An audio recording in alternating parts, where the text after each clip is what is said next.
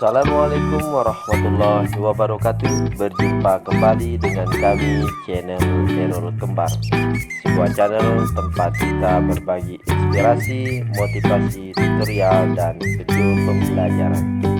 Jangan lupa hari ini untuk selalu bahagia dan bersih.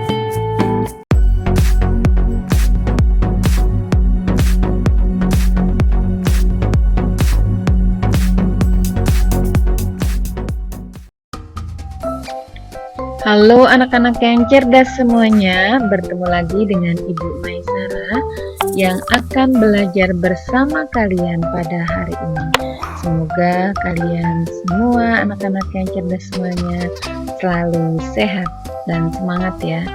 Baik anak-anak yang cerdas semuanya, sebelum kita belajar, jangan lupa kita harus tetap semangat, penuh cinta dan berjuang untuk pintar. Anak-anak yang cerdas semuanya, pada pertemuan kali ini masih dengan tema yang sama kita akan belajar, yaitu menuju masyarakat sejahtera, subtema 2, membangun masyarakat sejahtera, pembelajaran 4. Baik anak-anak yang cerdas semuanya, pada pembelajaran 4 ini ada 3 muatan yang akan kita pelajari. Yang pertama, muatan IPA dengan materi menentukan tahapan pertumbuhan dan perkembangan. Yang kedua, muatan bahasa Indonesia dengan materi membandingkan informasi sebelum dan sesudah membaca teks non-fiksi. Yang kedua, menyampaikan perbandingan informasi secara lisan. Untuk muatan SPDP, adapun materinya adalah properti dalam tari tunggal. Yang kedua, memperagakan gerak tari tunggal dengan properti. Yang ketiga, mengamati tari kreasi daerah. Yang keempat, ragam tari daerah. Anak-anak yang cerdas semuanya, baik, kita akan mulai pembelajaran dengan muatan yang pertama, yaitu IPA. Adapun materinya di muatan IPA adalah perbandingan ciri-ciri fisik remaja laki-laki dan perempuan pada masa pubertas. Tahukah kalian anak-anak yang cerdas semuanya, perbedaan ciri fisik terjadi karena terdapat perbedaan pada hormon yang memengaruhi kematangan organ reproduksi masing-masing. Ciri fisik yang mulai tampak pada remaja laki-laki seperti jangkung mulai tumbuh, biasanya kumis mulai tumbuh, dan suara lebih berat. Perubahan ciri-ciri fisik tersebut tidak terjadi pada perempuan. Baik anak-anak yang cerdas semuanya, sekarang kita akan menentukan bagaimana tahapan pertumbuhan dan perkembangan. Kita dapat menentukan tahapan pertumbuhan dan perkembangan. Kita bisa melakukannya dengan mengajukan beberapa pertanyaan. Kita beri tanda centang pada kolom sudah atau belum.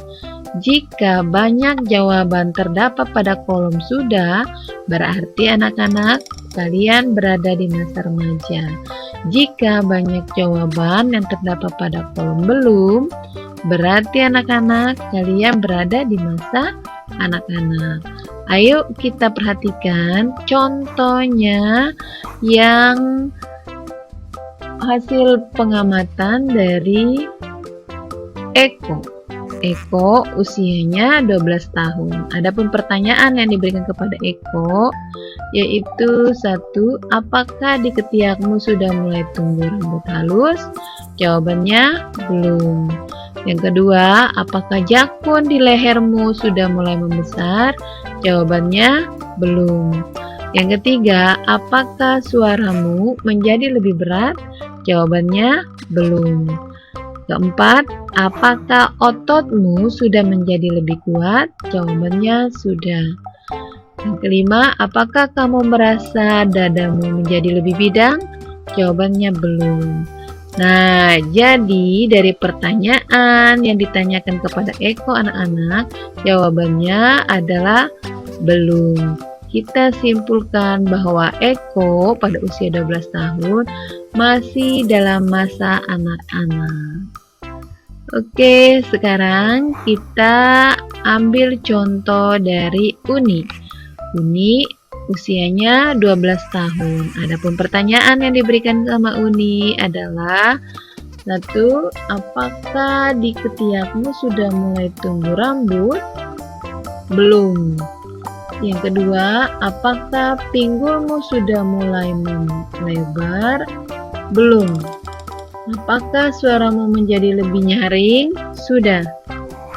Yang keempat, apakah kulitmu sudah menjadi lebih halus? Sudah. Yang kelima, apakah payudaramu sudah mulai membesar? Sudah.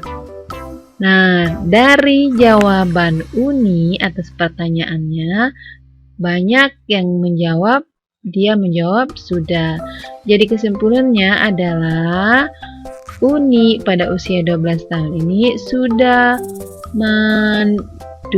menduduki masa remaja. Jadi anak-anak yang cerdas semuanya, baik kalian semua, tugas kalian nanti di rumah, buatlah pertanyaan seperti ini sesuai jenis kelamin kalian dan jawablah pertanyaan seperti yang dijawab oleh Uni.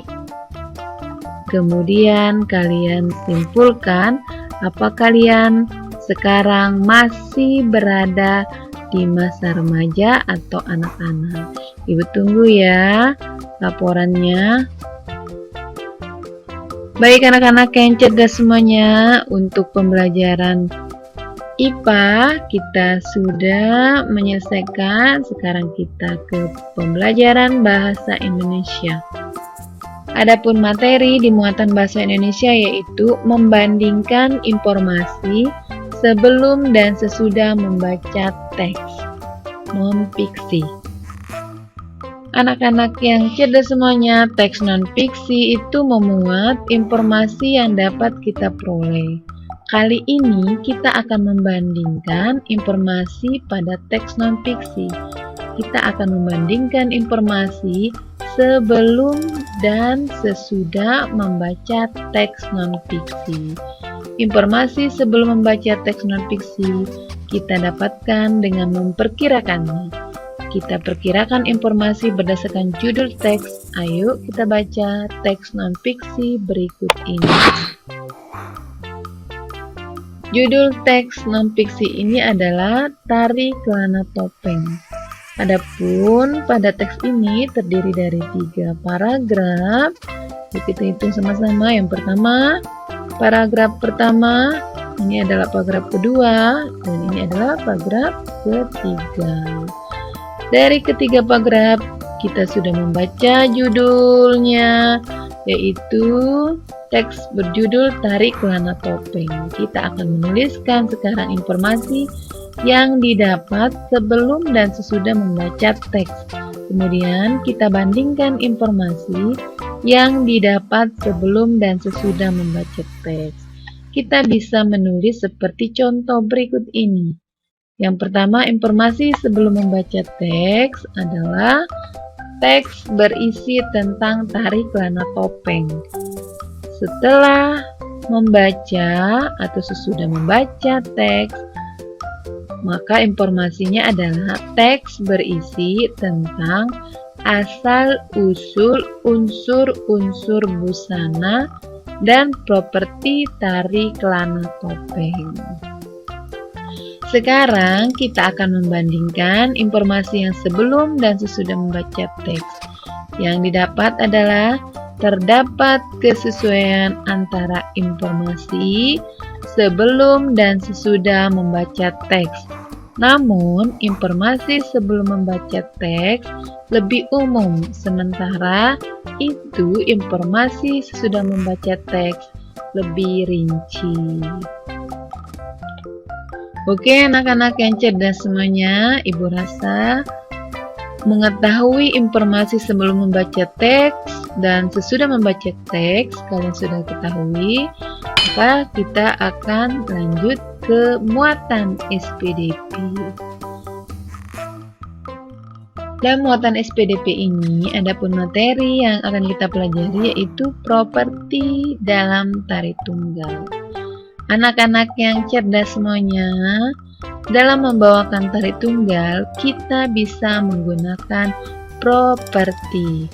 Apakah itu properti? Properti merupakan perlengkapan yang digunakan oleh penari ketika mementaskan sebuah tarian. Properti tari membuat penampilan tari lebih indah dan menarik.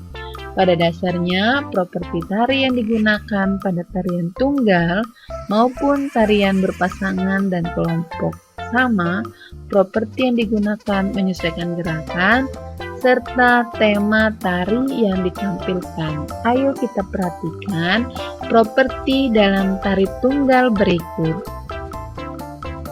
Yang pertama ada selendang, kipas, topeng, tombak, payung, piring. Kembali ulang, ada selendang, kipas, topeng, tombak, payung, dan piring. Ini adalah properti yang digunakan saat tari tunggal maupun pasangan. Untuk selanjutnya, sekarang kita akan memperagakan gerakan tari tunggal dengan properti. Sekarang kita akan memperagakan gerakan tari tunggal menggunakan properti. Kita bisa menggunakan properti sederhana seperti gerakan berulang-ulang supaya hafal. Kita peragakan dengan penuh semangat dan percaya diri. Ayo kita peragakan gerakan tarik kreasi tunggal seperti berikut. Ini adalah gerakan pertama, ini adalah gerakan kedua, dan tugas kalian di rumah, kalian mengikuti gerakan tarian ini dengan properti, kemudian kalian videokan dan berikan kepada ibu. Sekali lagi, kalian mengikuti gerakan pertama maupun kedua, kemudian peragakan dan videokan, berikan kepada ibu. Nah, untuk materi berikutnya anak-anak yang cerdas semuanya yaitu ragam tari daerah. Indonesia memiliki beragam tari daerah yang unik dan khas. Sebagai warga negara, kita harus melestarikan tari daerah. Sebab tari daerah itu merupakan akar budaya negara kita. Kita bisa melestarikannya dengan menghafal gerakan tari. Kita juga melestarikannya dengan mengenali tari daerah dan asalnya. Ayo kita perhatikan beberapa contoh ragam tari daerah yang ada di Indonesia berikut ini. Yang pertama, tari kipas berasal dari Sulawesi Selatan. Yang kedua, tari topeng kuncaran dari Jawa. Yang ketiga, tari yapong dari DKI Jakarta. Yang kelima, tari gong dari Kalimantan Timur. Dan yang keenam adalah tari remong dari Jawa Timur. Anak-anakku yang cerdas semuanya, semoga kalian tetap sehat dan semangat selalu belajar. Untuk pembelajaran hari ini sudah kita lewati dan kita cukupkan sampai ini 3 muatan yang telah kita pelajari. Semoga bermanfaat dan marilah kita akhiri pembelajaran kita pada hari ini. Sebelum kita akhiri, seperti biasa, ingat jangan lupa di like, comment, subscribe, share channel Erul Kembar supaya channel ini bisa berkembang dan bermanfaat bagi